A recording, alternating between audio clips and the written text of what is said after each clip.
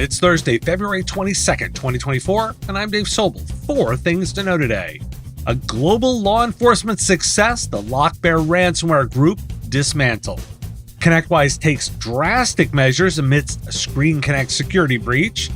Introducing Gemini for Workspace, Google's answer to AI-enhanced business applications. And Apple's PQ3 initiative, a proactive move against quantum computing threats. This is the Business of Tech.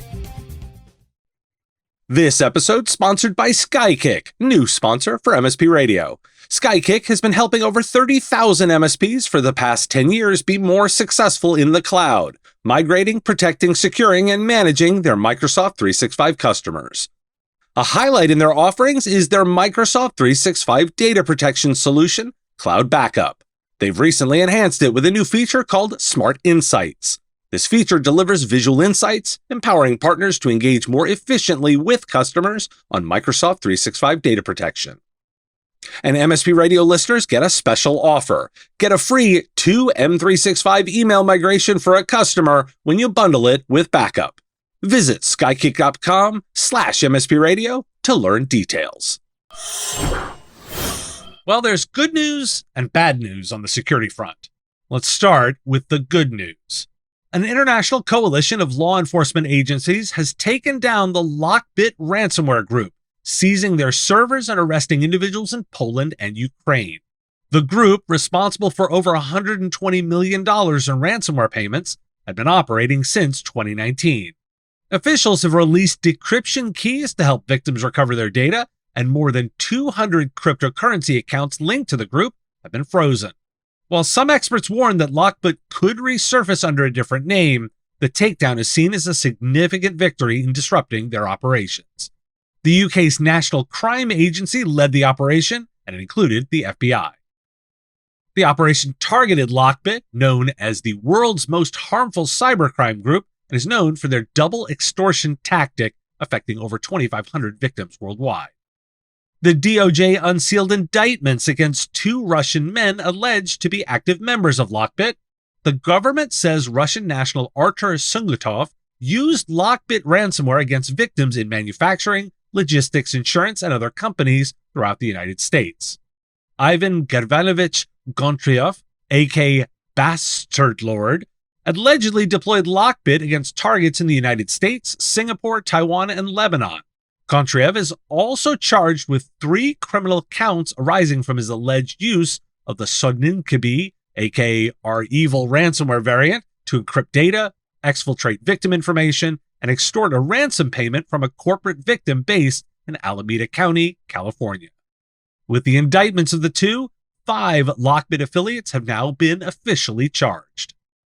And it's not the only executive move. The White House has issued an executive order to enhance cybersecurity in maritime ports, requiring stronger cyber defenses and expanding the authorities of the U.S. Coast Guard. The order aims to improve port security, invest $20 billion in port infrastructure, and phase out Chinese-built infrastructure by purchasing trusted cranes. This action follows concerns about China-linked hacking groups infiltrating American critical infrastructure. Their maritime transportation system, which accounts for over $5.4 trillion of economic activity, is vital to national security and economic prosperity. Why do we care? A huge win for law enforcement. I'm naming names because these aren't anonymous bots, they're criminals. It also sends a message to potential cybercriminals about the international legal consequences of crime. Want to push back on ransomware? Collaborate with law enforcement. Now, some news that's not so good. I mentioned the ConnectWise ScreenConnect patch on Tuesday's show. ConnectWise has now confirmed that hackers are actively exploiting the flaw. Let me quote from TechCrunch. Quote, cybersecurity company Huntress on Wednesday published an analysis of the actively exploited ConnectWise vulnerability. Huntress security researcher John Hammond told TechCrunch that Huntress is aware of, quote, current and active exploitation, and is seeing early signs of threat actors and moving on to, quote, more focused post-exploitation and persistence mechanisms, end quote. Huntress CEO Kyle Hasloven added that Huntress's own customer telemetry shows visibility into more than 1,600 vulnerable servers. Quote, I can't sugarcoat it, this shit is bad. We're talking upwards of 10,000 servers that control hundreds of thousands of endpoints, Hensloven told TechCrunch, noting that upwards of 8,800 ConnectWise servers remain vulnerable to exploitation. End quote. Peter Kajowski of the Shadow Server Foundation advises checking for signs of compromise and patching, as the majority of vulnerable ScreenConnect instances at 93% are still unpatched, noted that there were roughly 3,800 installations. And updated yesterday, as part of the release of the security patch, ConnectWise has removed license restrictions so partners no longer under maintenance can upgrade to the latest version of ScreenConnect. On LinkedIn, ConnectWise CISO posted, quote, ConnectWise has taken steps to suspend non-patched versions of ScreenConnect pending on-prem partners upgrading to the latest version, end quote. Why do we care? Those stats are from Tuesday. That's a wide swath of customers. This particular issue spread quite far in the news ecosystem, and I wanted to highlight that. ConnectWise took quite a step to suspend earlier versions. I'm in favor of vendors taking aggressive action on security vulnerabilities, forcing customer action. This isn't entirely altruistic. They have a responsibility for the software they create. It can be both the right thing to do and the only thing to do. Google has launched Gemini for Workspace, a business-centric offering that brings the power of Gemini Ultra 1.0 to Workspace apps. Gemini for Workspace offers advanced AI capabilities, including improved features in docs, sheets, and slides. It also includes a standalone Gemini chatbot experience and enterprise-grade data protections. The pricing for Gemini for Workspace starts at $20 per user per month for the business add-on and $30 per user per month for the enterprise tier, providing better pricing compared to Microsoft's Copilot from Microsoft 365. Google has also released Gemma 2B and 7B, open source AI models that are smaller and more lightweight than its flagship Gemini model. Gemma models are suitable for tasks like chatbots or summarizations and can be run directly on a developer's laptop or desktop computer. By making Gemma open source, Google aims to allow more people to experiment with its AI and compete with other companies that offer better access. Gemma comes with responsible AI toolkits and can be used for English language-related tasks. Developers can use Gemma for free in Kaggle, and researchers can apply for cloud credits. Why do we care? Google and Microsoft are going after this market hard. Note the two-part strategy Google is employing: a paid version for advanced features, an open source version to allow developers to expand its capabilities and build on their technology.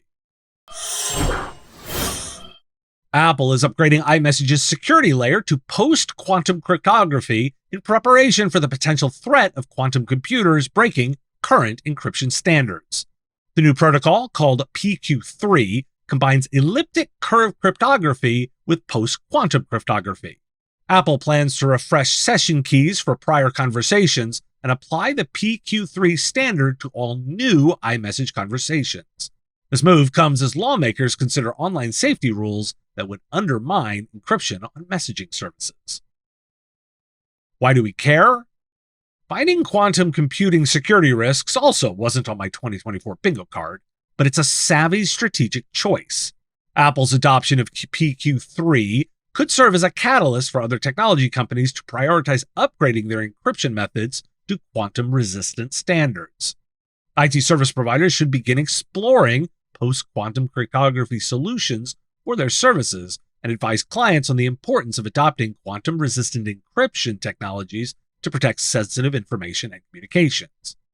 Those who do now and are being deliberate will reap the benefits later. I know your to-do list is endless, but put this one on it and push your vendors to do the same.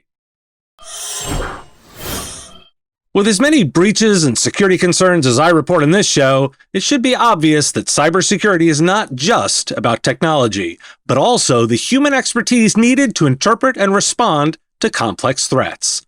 Huntress is focused on elevating SMBs and MSPs around the world.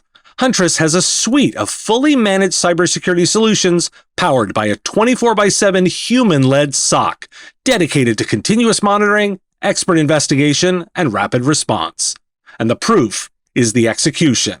Huntress is the #1 rated EDR for SMBs on G2. Want to know more about the platform? Visit huntress.com/MSP Radio to learn more.